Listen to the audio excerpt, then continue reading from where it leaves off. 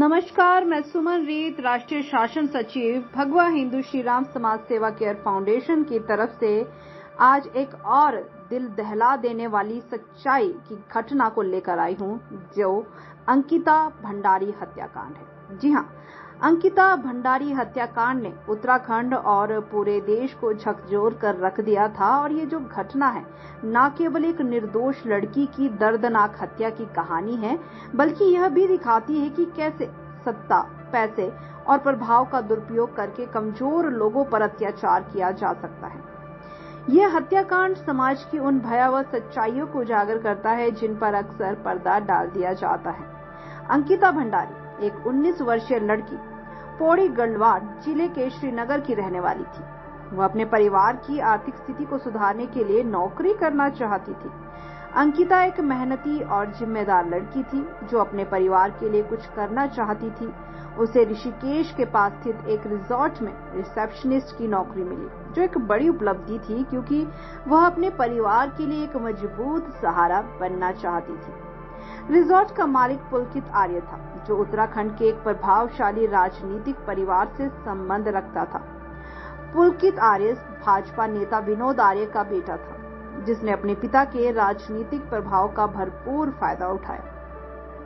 अंकिता के लिए नौकरी शुरुआत में अच्छी लगी, लेकिन जल्द ही उसे एहसास हुआ कि वह एक भयावह जाल में फंस गई है। अंकिता भंडारी को अपनी नौकरी के दौरान कई बार असहज स्थितियों का सामना करना पड़ा।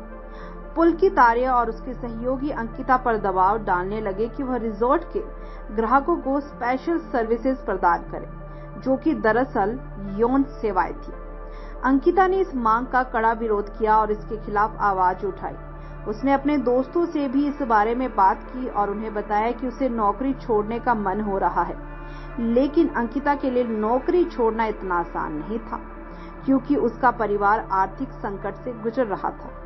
18 सितंबर 2022 को पुलकित आर्य, सौरभ भास्कर और अंकित गुप्ता ने एक साजिश रची।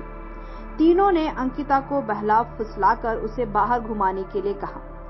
वे उसे चिला बैराज के पास ले गए, जो एक सुनसान और निर्जन संस्थान था। वहां पहुंचने के बाद तीनों ने अंकिता पर दुर्व्यवहार किया और जब उसने इसका विरोध किया तो उसे धमकाया। अंकिता ने अपनी पूरी ताकत से विरोध किया, लेकिन तीनों ने उस पर हमला कर दिया। अंकिता को धकेलने के बाद तीनों ने उसे नहर में फेंक दिया। यह नहर बेहद गहरी और खतरनाक थी, जहां से निकल पाना लगभग असंभव था। इस जघन्य कृत्य के बाद तीनों ने इसे एक दुर्घटना के रूप में पेश करने की कोशिश की। उन्होंने अंकिता के गुम होने की झूठी रिपोर्ट दर्ज करवाई और दावा किया कि वह खुद नहर में गिर गई थी। अंकिता के परिवार ने जब उसकी गुमशुदगी की रिपोर्ट दर्ज कराई तो पुलिस की ओर से कोई प्रभावी कदम नहीं उठाया गया। यह मामला तब तूल पकड़ा जब अंकिता के दोस्तों और परिजनों ने सोशल मीडिया पर इस मामले को उजागर किया। राज्य भर में जनता का आक्रोश भड़क उठा। लोग सड़कों पर उतर आए और दोषियों के खिलाफ सख्त कार्रवाई की मांग करने लगे। इस बढ़ते दबाव के चलते पुलिस ने गंभीरता से जांच शुरू की और तीनों आरोपियों को गिरफ्तार किया। पुलिस पूछताछ में तीनों ने अपना जुर्म कबूल कर लिया और इस बात को भी स्वीकार किया कि वे अंकिता पर गलत काम करने के लिए दबाव बना रहे थे। अंकिता की हत्या ने पूरे उत्तराखंड को झकझोर दिया। इस मामले में राजनीतिक दबाव का भी सामना करना पड़ा, क्योंकि मुख्य आरोपी पुलकित आर्य का परिवार राजनीतिक रूप से प्रभावशाली था। लोगों ने सरकार से इस मामले में निष्पक्ष जांच की मांग की। राज्य सरकार ने इस मामले को फास्ट ट्रैक कोर्ट में ले जाने का वादा किया, लेकिन इसके बावजूद न्याय की प्रक्रिया धीमी रही। अंकिता के माता पिता, जो अपनी बेटी के लिए न्याय की उम्मीद कर रहे थे, उन्हें भी कई तरह की धमकियों का सामना करना पड़ा। उन्होंने अपनी बेटी के हत्यारों को सख्त से सख्त सजा दिलाने के लिए अपनी जान जोखिम में डालकर संघर्ष किया। अंकिता की मां ने कहा कि उन्हें अब भी उम्मीद है कि न्याय मिलेगा, लेकिन इस न्याय की लड़ाई में उन्होंने अपनी बेटी को हमेशा के लिए खो दिया है।